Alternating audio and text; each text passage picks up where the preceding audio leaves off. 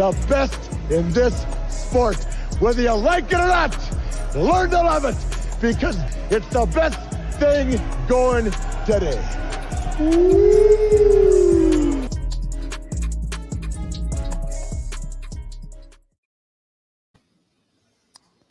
Hello, everyone, and welcome to Georgia Players Section with Tavarres and Knowshon. Tavarres King, Knowshon Moreno.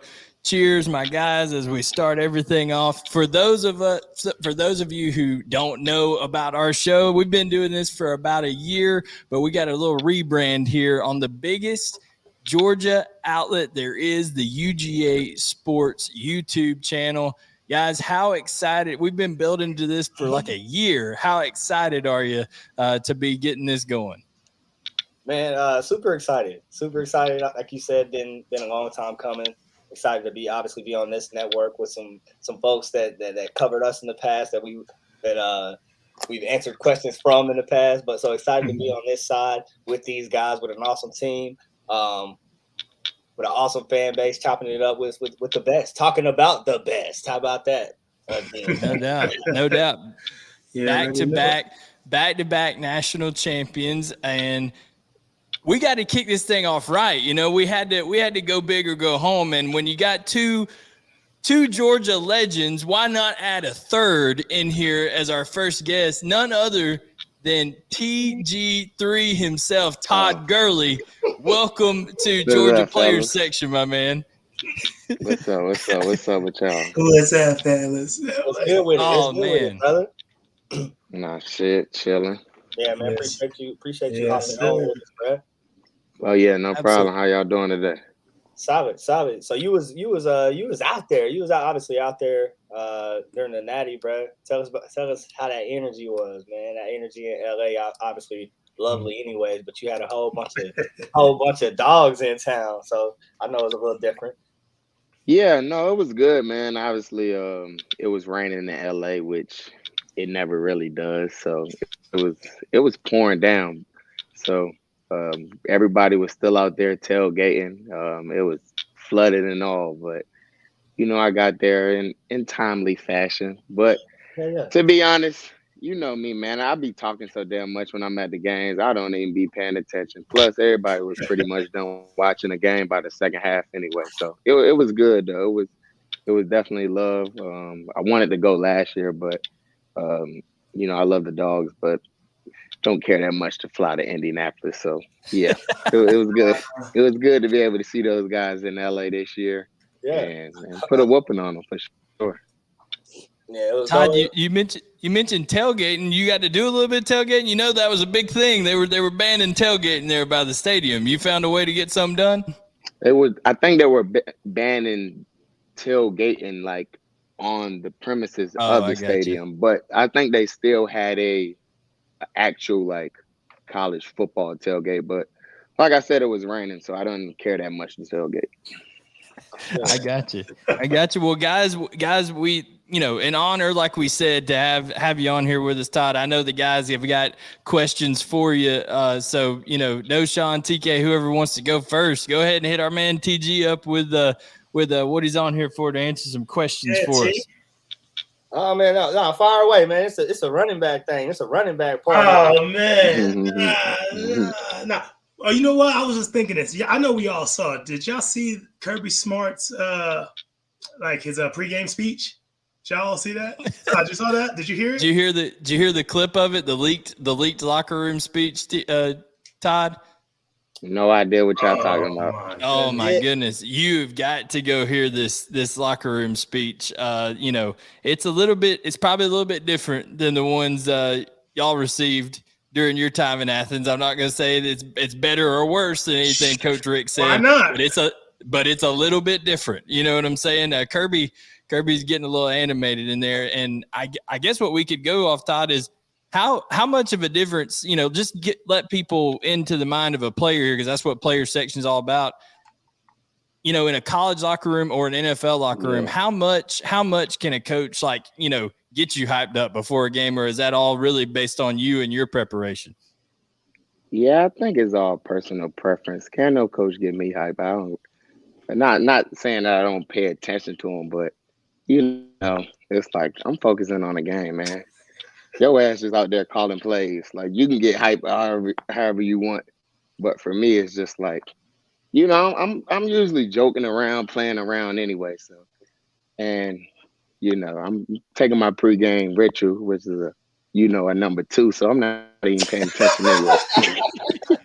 that man's over there taking a dump before the game.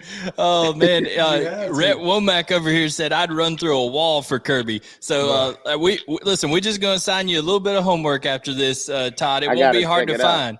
It won't be longer like than 2 minutes. Is it? No, like it's about 40 seconds, and you know, like Deion. Bro, like Deion Sanders says, I ain't hard to find. Well, this speech ain't hard to find. You know what I'm saying? You can go out there and find it real easy. It's all over social media. I haven't heard it. I had to check it out. All right, TK, what you got for Todd here? No, man. Shoot, it's running back. You like I was alluding to. G Money, Hurst, somebody that I think of. Obviously, you, Knowshon, Nick Chubb, Sony. Bro, speak to that. Like, speak to coming to a program that is super running back heavy. What was that a big influence on you coming to Georgia? Obviously, guys. All right. The ones I mentioned. So we get down to the nitty gritty. Obviously, I'm from North Carolina, man. So, you know, growing up, I was all into, you know, the college basketball. I'm a big Duke fan. So I remember when Knowshon, was B-Mac your coach or no? Nah. Wait. Okay. Time out. B-Mac was there though for 1 second. Okay. So I just remember. All I remember is doing something. I just remember this country ass dude calling me and talking about Georgia, and I'm like, Georgia, you know, I'm like, I'm not going to no Georgia. So he come to the school like the very next day. He get to talking. Mind me, I don't know anything about Georgia as far as legacy wise. All I knew was I knew running backs. I knew Knowshon, and then I knew Caleb King. But other than that, as far as like the history, I didn't really know. So starting to learn about it, I didn't even know who Herschel Walker was at the time. That's how like, you know, naive and just I didn't know anything. So Keith, who got recruited with me, he was from North Carolina as well. He's probably the reason that I ended up at Georgia and the reason that I got recruited the way I did to Georgia. So shouts out to Keith. But man, I just never in a million years I couldn't even see myself you know, going down south or probably even leaving the state of North Carolina.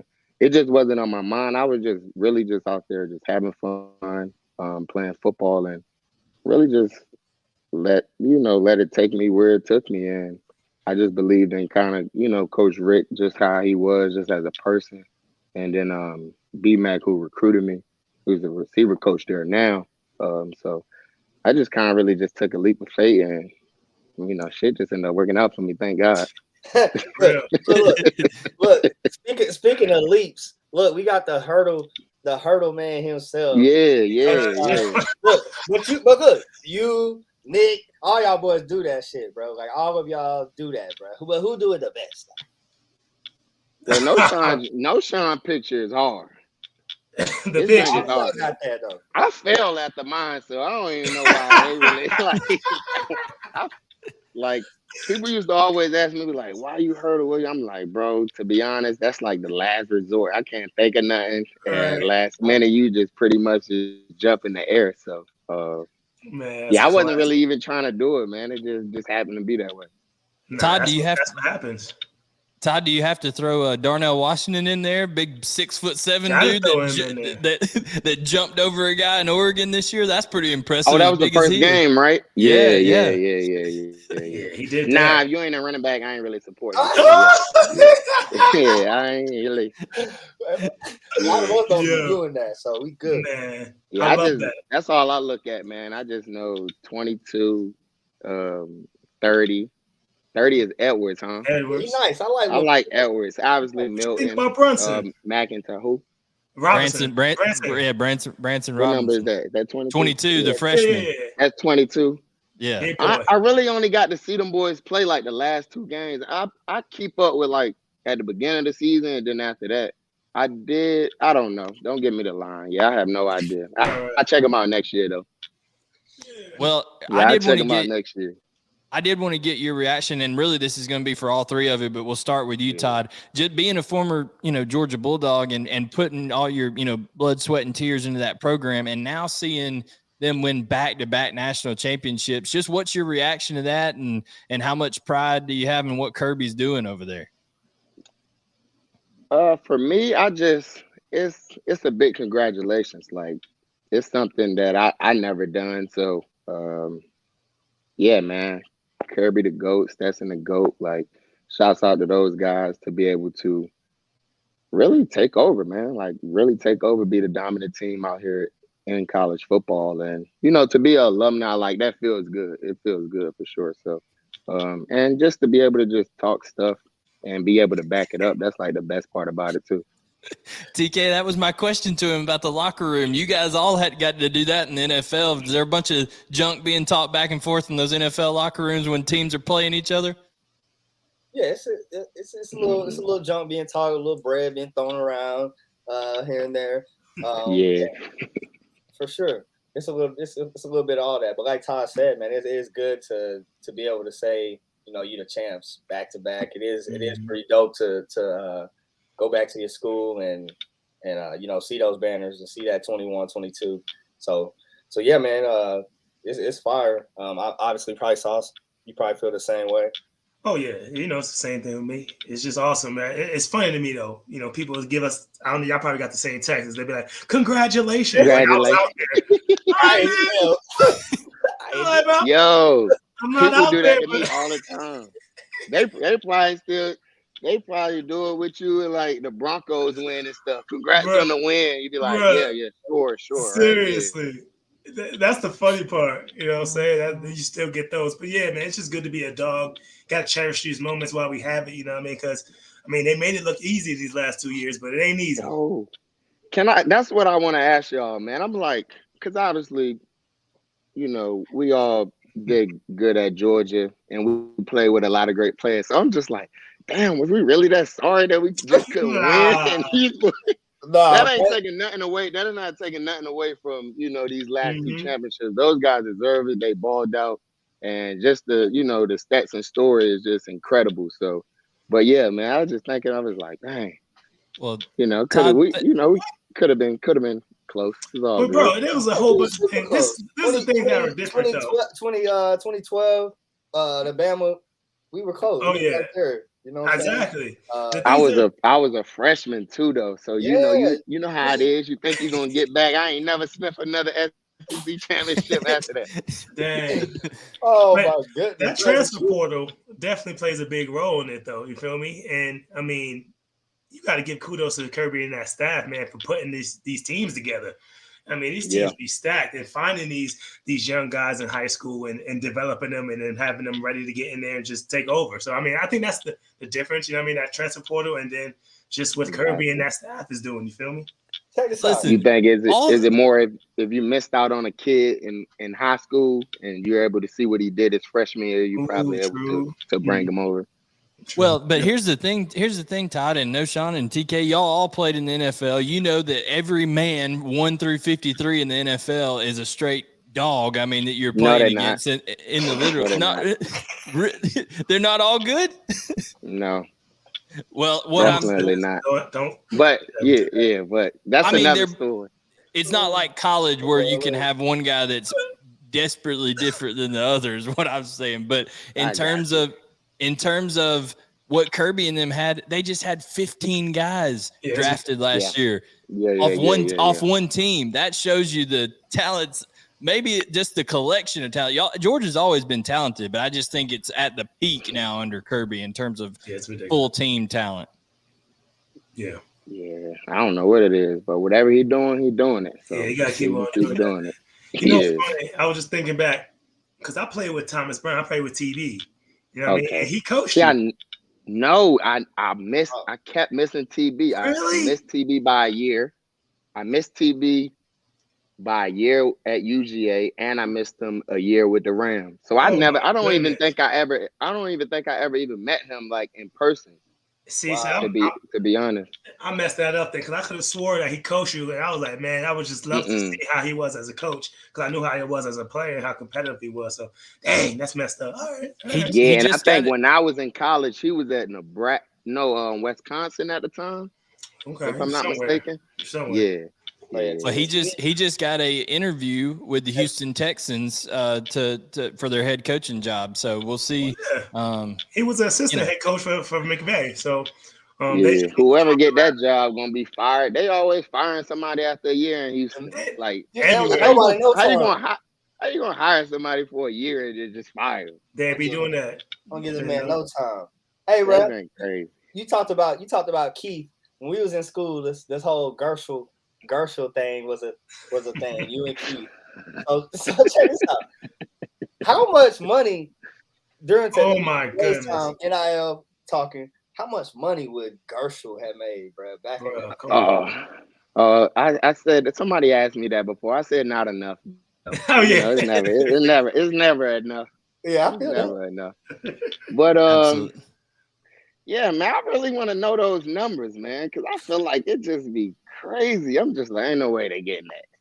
Did you see the Jaden Rashada story recently out of Florida? The quarterback that was supposed to go to Florida, he got promised $13 million by the Florida Collective. They did that when it came time for him to enroll. That direct deposit didn't hit, and he said, "Then I ain't coming," and he just backed out today of his letter of intent. So, I mean, that's a bad look, though. You can't be promising your collective. Your collective can't be promising 13 million. Not to a quarterback too. Like that's a terrible look, bro. But that's you can't do that. You can't do that. I mean, that's crazy. It is crazy. Well, Todd, we wanted to see, with you being on here, anything you have going on right now, anything you want to tell the people about that, any projects or things that you're involved in right now? Right now, how you put me on the spot? I don't know, man. Right now, I've just been traveling the world. My goal is to pretty much travel and see every country that this world has to offer. Where we going? Where we go, I'm actually going somewhere this weekend. I'm not going to, disclose the location, but yeah. Let me know. But all I gotta say is, man, Thailand is a beautiful place. Oh, you're going to hang out with Cliff Kingsbury over there? Cliff Kingsbury just left. Seen that, yeah. They talking about he had a one-way flight, but I'm like, that's impossible because your visa only lasts for like 28 to 30 days anyway. So, but yeah, I did see that though. Absolutely. Well, man, we cannot thank you enough for coming on here and being the first guest here on Georgia's Player Section. We hope we're gonna let you do your homework on that Kirby speech, and also give us watch those running backs a little bit for next year. Maybe before the season, have you on again to speak a little running back in Georgia football with us, if that'd be cool with you, man. Nah, I'm the wrong person because if you ain't doing right, I'm gonna talk stuff. I'm gonna talk stuff about you. That's what we want for Georgia. I'm just like, need, though. Exactly. Yeah. You only got like 2 games to impress me. That's it. If that. That's it. 2 games. Because it's college, like it's like you're supposed to be doing your thing. In 2 games, that's some good game footage. Like, that's some time. You should have enough snaps.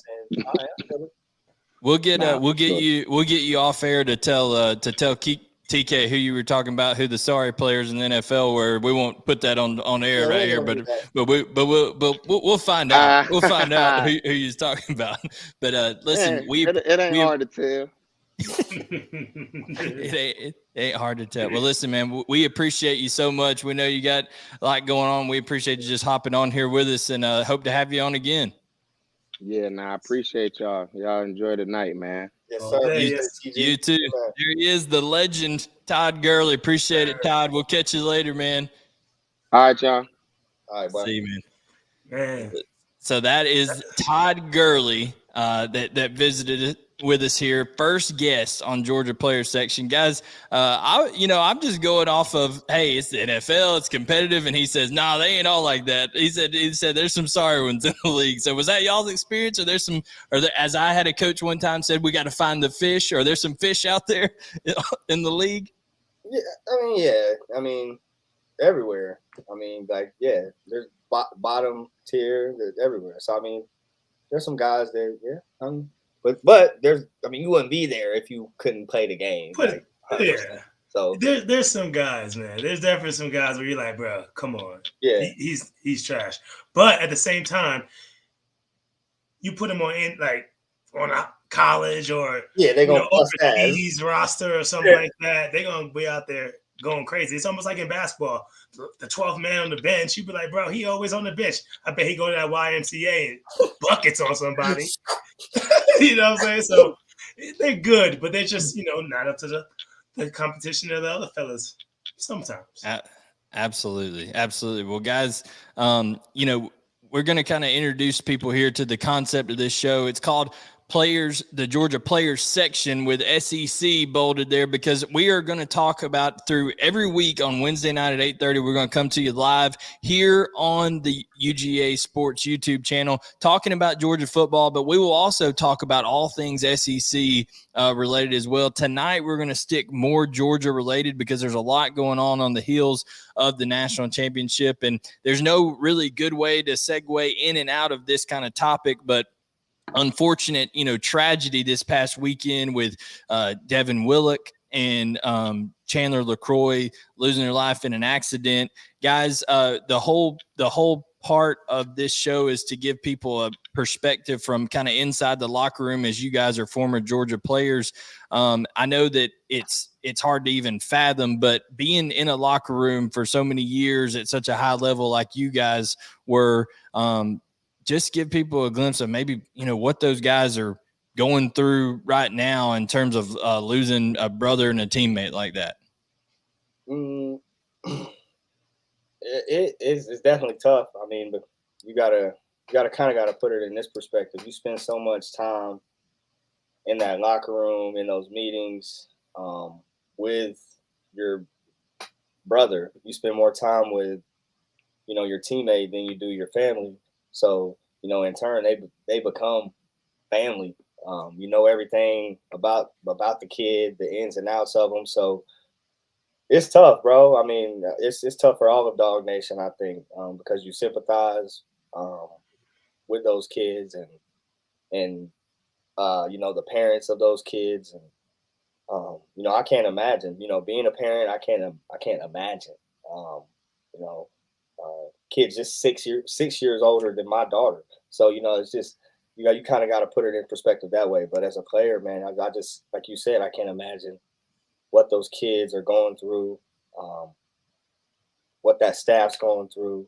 But you can only, pray and be a prayer warrior for, the Willock family and the LaCroix family and all of Dawg Nation, because it is tough. It is tough to be on a mountain and get chopped right down. So no doubt. Knowshon, that's another thing. The college in life in general, just being in college seems to be a roller coaster of emotions, because whether it's just regular school and tests you got coming up, or relationships, dealing with people, then you throw in all the major success that Georgia just experienced, and they were on the highest of highs, and then to come crashing down to that low of low that night. I mean, just a tough thing. Exactly. Yeah. I mean, TK said it, man. It's just, you think about the families, of the kids of those students, man, and it's just a really tough, crazy situation, and it really does put a damper on that, on the natty. I mean, almost, if you're a player, you're like, bro, not even thinking about the natty anymore. You're like, bro, I just lost one of my friends. It's really tough, man. I lost 3 teammates from the same team. It's crazy. It's really wild. But just prayers go out to the families, and the guys in that locker room as well. So and like we said, no easy way to transition in and out of that, but we definitely wanted to bring that kind of point of view perspective, because even though that when you are a part of a locker room like that, it is a personal thing, right? An individual thing. You deal with grief and stuff. I have to think that one strength of Georgia with their run this entire time has been that connection that Kirby talked about over and over again. So hopefully they can lean on each other and help each other get through this deal. But like we said, we do have to say thoughts and prayers to both the Willock family and the LaCroix family. And now we're going to kind of just transition into the rest of the show here, because there's no easy way to do it. But national championship thoughts, guys. It was a absolute beatdown of epic proportions. I mean, just almost comical. Like it was like, is TCU even there? Like, Georgia had their way in every aspect of the game. We asked Todd what his, and Todd says is more like a congratulations type thing to them. But I know that you guys have been doing the show with me for over a year. You've been kind of more dialed into SEC football. So what is your reaction as former Georgia players and now guys who cover, SEC football to what Georgia has accomplished, not only during the Kirby Smart era, but specifically over these last 2 years? Man, it's been phenomenal, for one, but kind of unheard of. Not kind of unheard of, very unheard of. To go 15-0 this year and to lose one game last year, to have that kind of success, to stack that kind of success in our league is hard. Going against the caliber of players that we go against week in, week out is hard. So you got to tip your hat to Kirby. You got to tip your hat to the staff. You got to tip your hat to the admin, Josh Brooks, because they've got things cooking in a different fashion in Athens right now. And it's very telling. Todd alluded to it. Things are changing. This is in, dare I say, dynasty fashion. I don't know how you feel about that, Sauce, but yeah, I feel the same way. Yeah. Let me preface this before Knowshon says anything. Y'all are going to learn on this show that Knowshon might be possibly the hardest man in the world to impress when it comes to something on the gridiron. He is the epitome, on Remember the Titans when Denzel Washington is Coach Boone and he's in the face of them while they're doing, show me, Bama, show me. That's Knowshon over there. He wants the hard evidence and he wants to see you do it time and time again before he gives you the. Them running backs, y'all hard to impress, boy. Todd a tough one too. Y'all both hard to impress. Boy. I mean, you got to show me out there on the gridiron, and I must say, in the beginning of the year, before this year started, Stetson had to show me something. I wasn't on his bandwagon, so I was like, bro, he did a great thing that year, winning the first one. I was like, well, show me what you're going to do the second year, and what'd he do? Went 15-0, led his team to another natty, man. So I got to give the man props. He went out there and did what he had to do, and he delivered. So I had to say that real quick. But yeah, man, it was a great season. It was just really good seeing the guys compete each year, each game. There were some close ones there, especially when my boys over there in Missouri, they wanted to come in there and show them a little something. And I'm just saying, they came to play. But it was good seeing them compete, but then at the same time, get over that hump and get those victories that we needed, man, and go into the playoffs and compete and have a really good game versus Ohio State, man, and then capping it off with the natty. But when I start thinking about it, man, I knew this year was going to be a tough one. They got it done.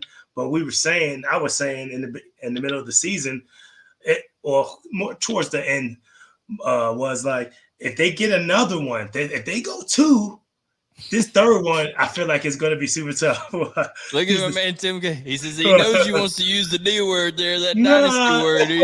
He knows. Well, we can't. I don't know if we can call it a D yet, a dynasty, but it's getting there. But this is the thing: it's going to be even tougher this year. We're First of all, we're losing our 30-year-old. Right? I keep on going higher and higher in age. Yeah. I'm just saying, we losing our 35-year-old. So now we got these young guys. We got, Carson Beck. He came in in the natty and did okay. But can he come in here and keep this train moving? Can a Brock Vandegrift come in here and keep this train moving? Who's it going to be? Gunnar Stockton? I don't know. And it's only going to get tougher because, okay, say you're a guy behind Brock or behind, Stetson, whoever, one of the running backs, you're behind one of the star guys. You get that ring, you like, all right, I got the ring. Bro, I want to be the guy now. I want to be the guy. I want to be the man on campus. So I'm going to go ahead and transfer up out of here. I got the ring already. So now let me go out and improve my draft stock. And you're going to be seeing that year to year. You've seen it with Alabama. Guys just leaving, especially to the draft, and guys leaving. And they getting worse. You saw it today, TK.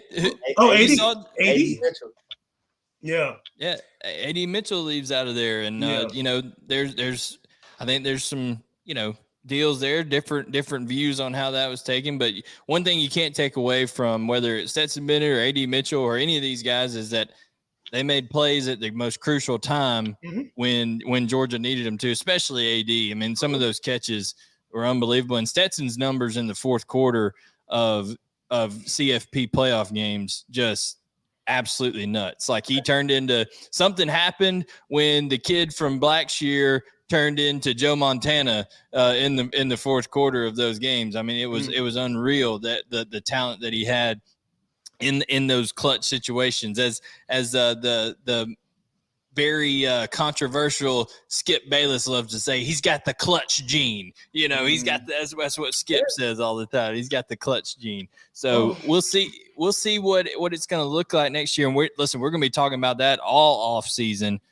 But when it comes down to it, okay, now here's my opinion of this. And I'm just a guy. I didn't play in Athens. I didn't do all that kind of stuff like you guys did. But my opinion of it is college football messed up this year and let Georgia steal one, because Georgia shouldn't have won this thing this year, in my opinion. Like this was preseason set up for Alabama to take. Like they had the Heisman Trophy winner back. They had Will Anderson back.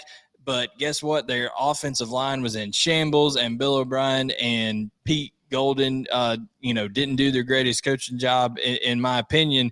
But guys, I think everybody thought Alabama was just going to come in and roll, and then they don't even make it to the SEC championship game. So to your point, Knowshon, when you're on top of the sport, like, Alabama even after Georgia beat them, people still considered Alabama, okay, well, they'll bounce back, especially after Saban. Like I said it over and over again. I said, hell hath no fury like a Saban scoring. You know what I'm saying? And I thought they would come back guns blazing, but you thought nobody would come within 15 points of the boys. I thought they would just roast everybody coming into the year. I truly did. I thought Bryce Young, but listen, there goes to your point, Knowshon. You said everything's got to line up, right? And Bryce Young gets injured, and they have some problems on their offensive line and all that kind of stuff. So it lined up, and Georgia just kept taking advantage of folks. And hey, you got to give it to the guys.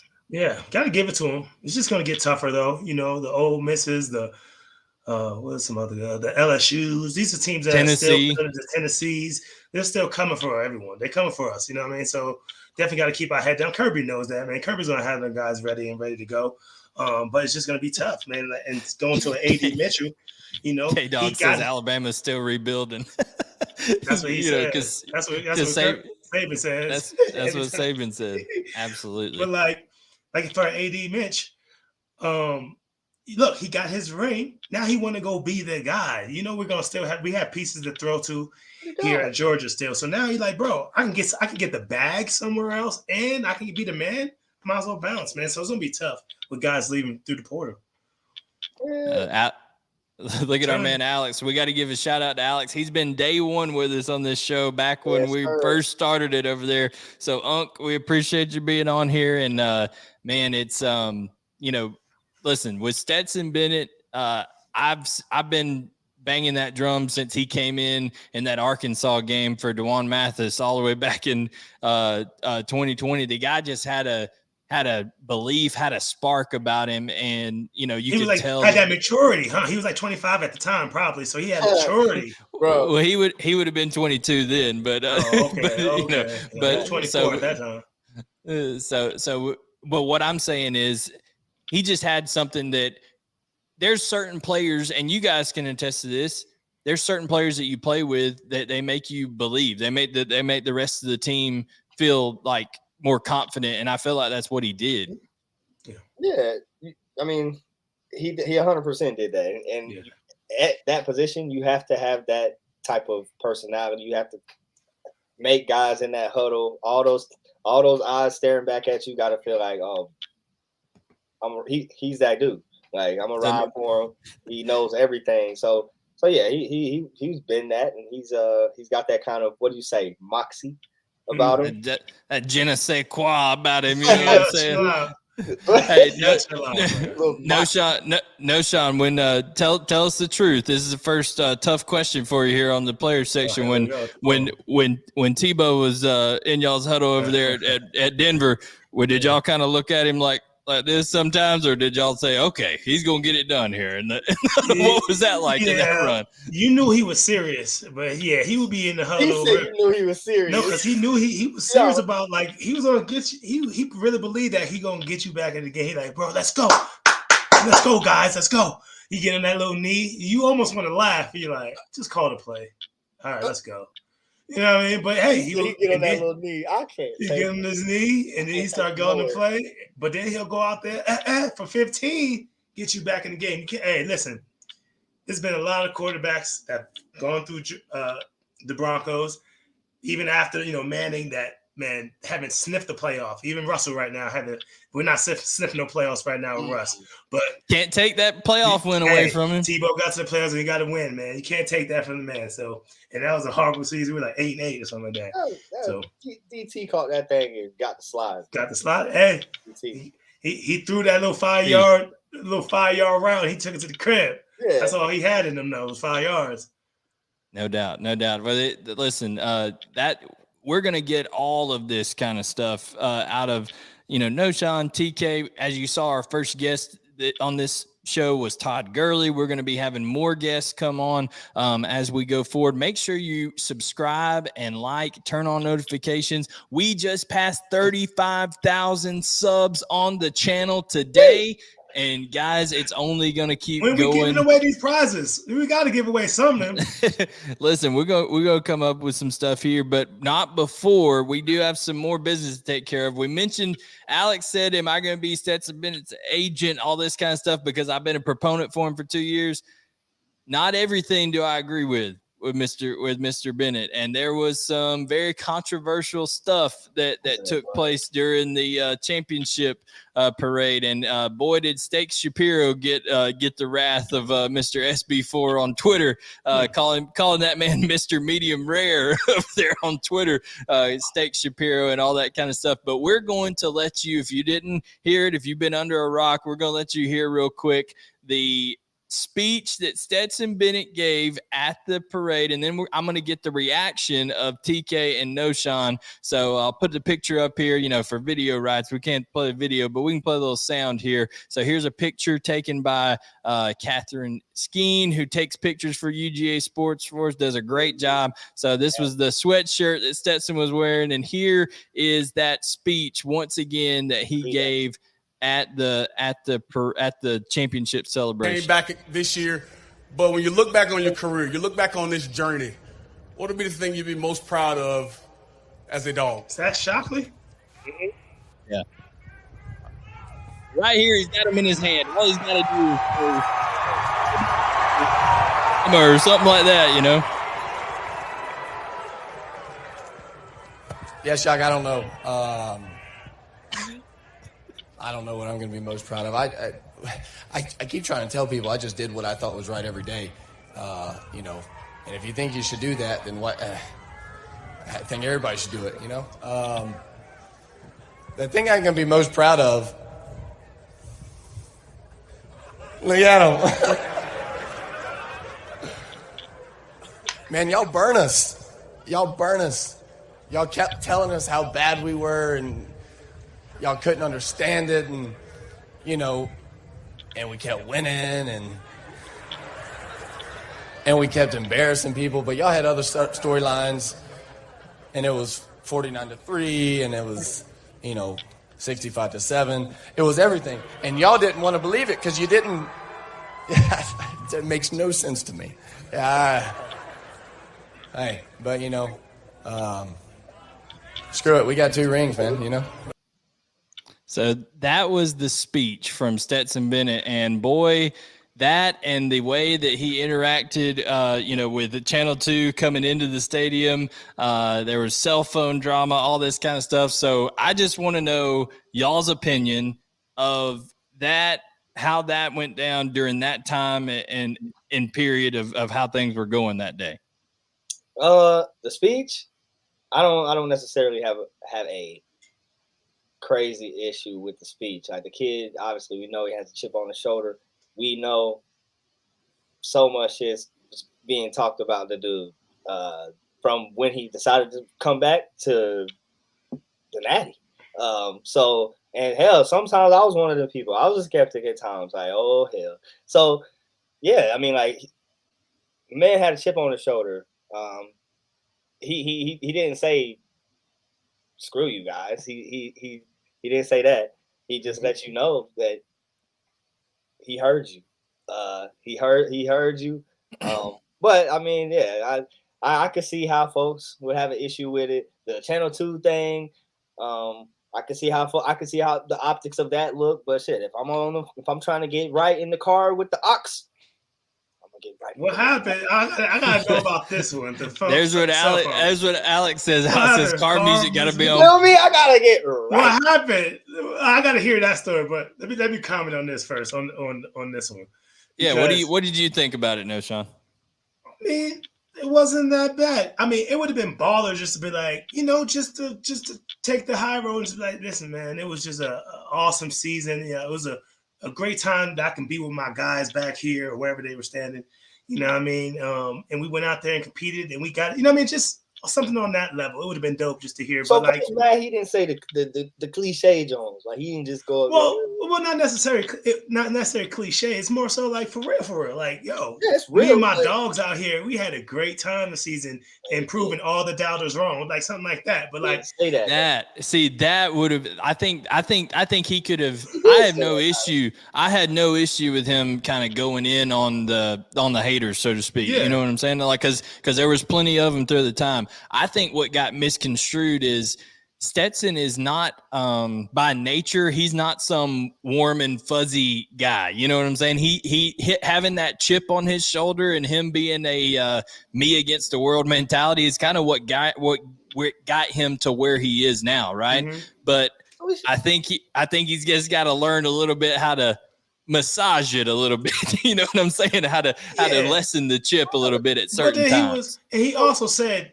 Was kicking that man for 365 days. Bro. No, but that's what I'm saying. He was saying no one believed in us. Like, no. Just say what you really want to say. No one believed in you, like in the stuff that you were doing. Because the whole time when he was saying this, I'm saying no one was doubting that defense. No one was doubting some. Like, no, we were doubting to see.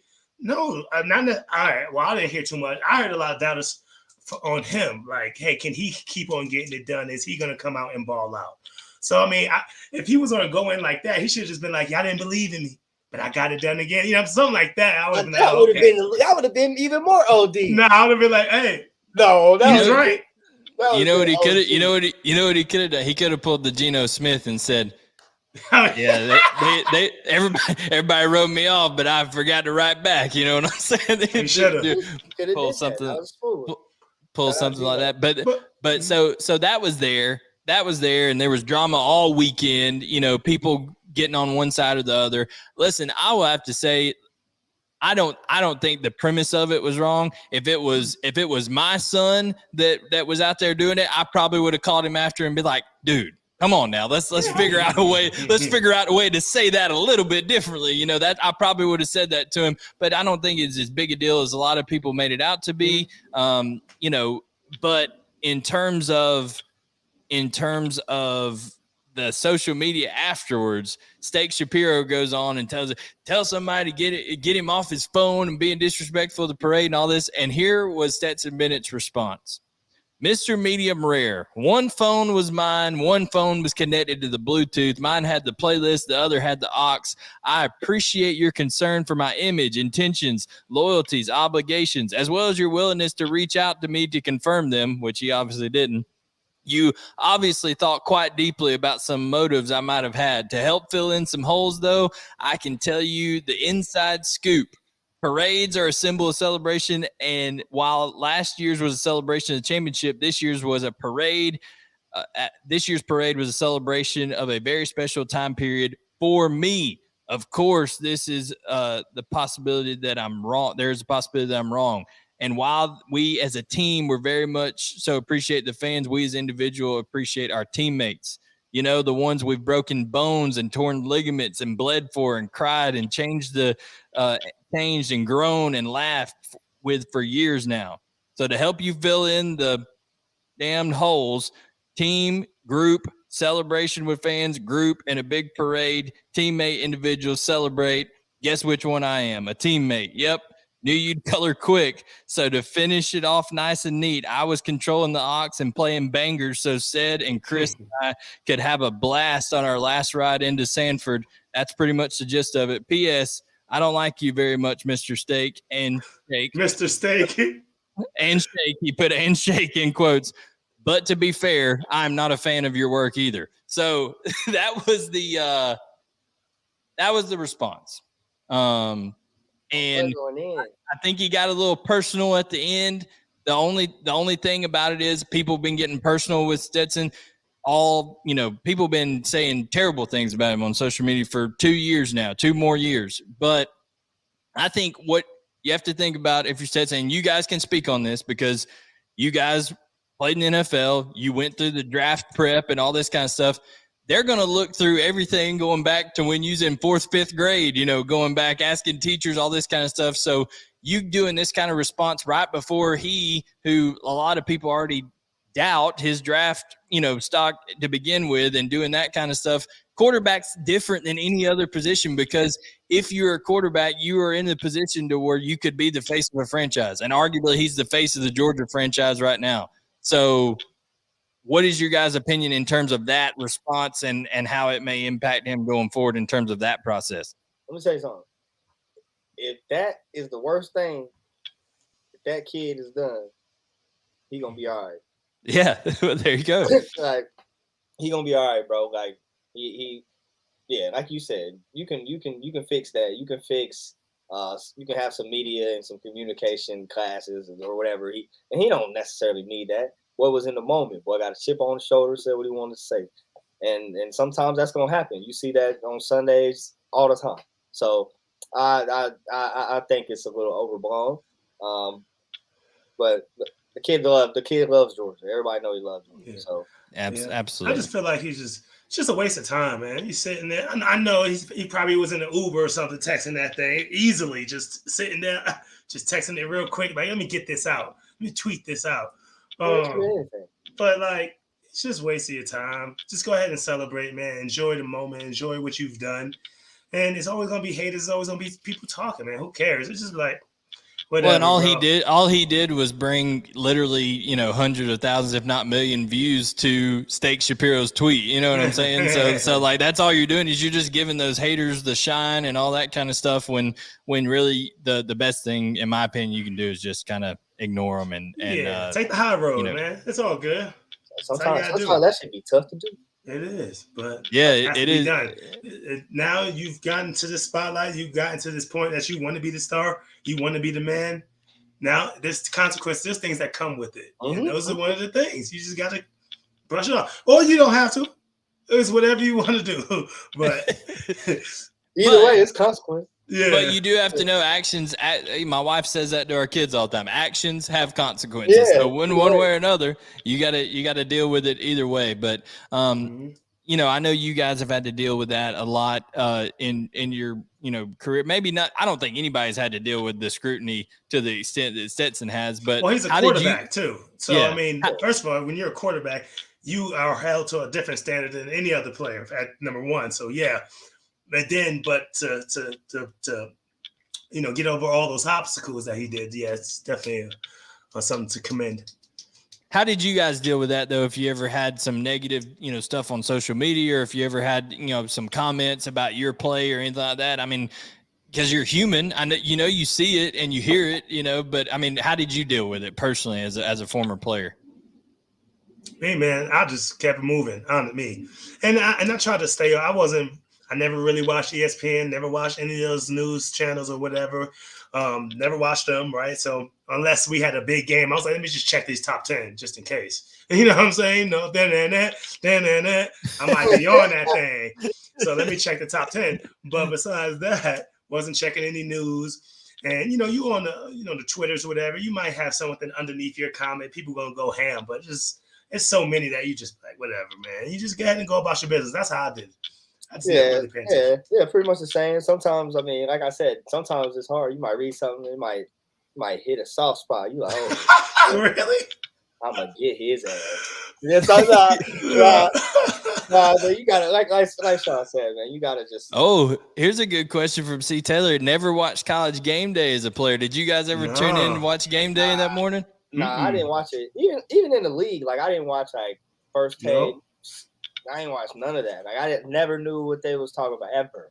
So I don't know. I just try to, keep the horse blinders on and stay focused, I guess. I just feel like how difficult. I mean, social media is just so much bigger than it was. I mean, it was big when we were out there. Yeah, but I mean, like it's just crazy, especially college now, right? It'd be crazy. It'd be hard to kind of stay away from it. It's every single where. It's everywhere. Yeah. And if you don't stay away from it, it can kind of get toxic. It has to get toxic if you're, especially one of those that really read into it and look at them and see what people are saying. It doesn't matter what people say, man. Keep it moving. But it too, and I mean, just hitting on social media now, like it's a gift and a curse. You have to kind of put your face out there for these kids. Like you got NIL, all this stuff. Like where they gonna see? Where are you gonna build your brand if it's not? See, that's the interesting thing to me about Stetson is with this whole thing is he built literally a multi-million-dollar NIL thing for himself. He built that, in terms of just kind of keeping his mouth shut and going and proving people wrong. And then at the end here, it's like, I can't do it anymore. I gotta come out. Let it out. I'm not here. Hey, let me ask a question about the NIL. When do those contracts end? Do they end right when you're done as a Bulldog, or do they keep on going for years to come? Like, how's that work? Who knows? They may keep partnering with him in the league or whatever. That's a totally independent deal or whatever. He's gonna be in the league. He's gonna get drafted 4th or 5th round. So he's not gonna go. So he's not gonna go undrafted and then go to a team. Nah, no, he'll get drafted 4th or 5th round, I believe.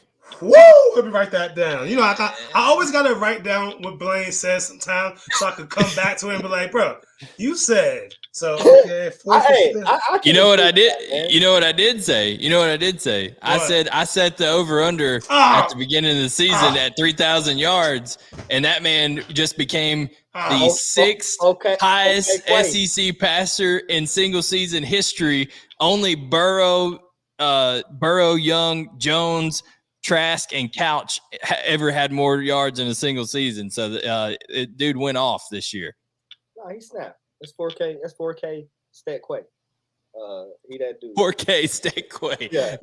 Shirts coming right now. You're gonna give everybody 4K Stat Quay. He might sue us for NIL rights. We may not be able to do that.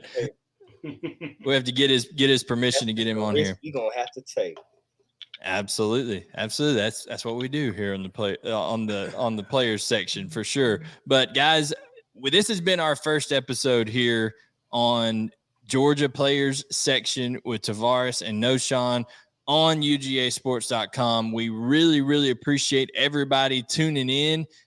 Make sure you subscribe. Like I said, the channel just passed over 35,000 subscribers. We want to just keep that thing going and going. This is the biggest Georgia media outlet there is out there, and we're blessed to be a part of it, guys. What do you want to say to the new fan base here on the end of the first show before we sign off? Oh man, y'all keep coming back. Y'all jump in them comments. Obviously, tell a friend to tell a friend to tell a friend about the show. Hop on UGAsports.com. Come see the boys. We got them gifts coming. We giving out gifts. We giving out prizes. That's what I'm telling the fans. Let's give out some prizes, baby.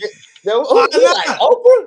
Yeah, hey, come on, man. We got to give something away. All these followers, we got to give something away.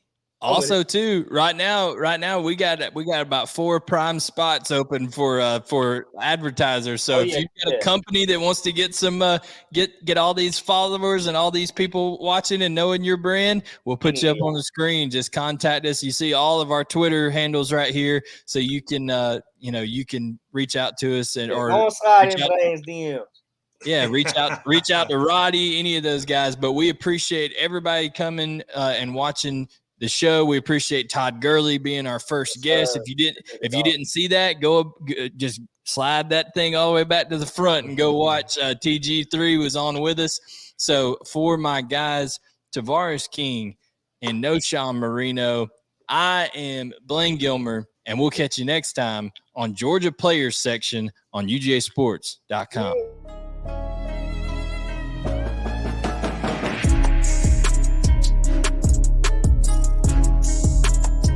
The best in this sport. Whether you like it or not, learn to love it because it's the best thing going today. Woo!